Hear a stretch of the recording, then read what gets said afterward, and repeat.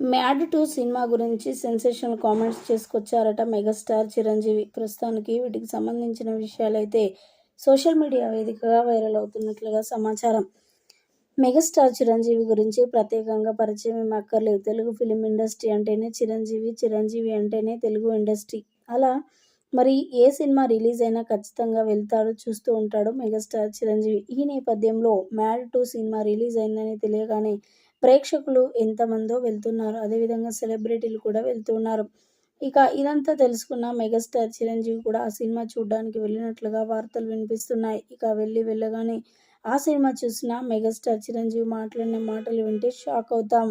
అయితే 'మ్యాడ్ 1'లో మరి స్టూడెంట్స్ అందరూ కూడా ఆ సినిమాని ఎంతగా ఎంజాయ్ చేశారు. కాలేజ్ అంటే ఎలా ఉండాలి, ఏంటి అని చెప్పి మాట్లాడుకొచ్చారు, చూపించారు. చాలా చాలా అద్భుతంగా అనిపించింది.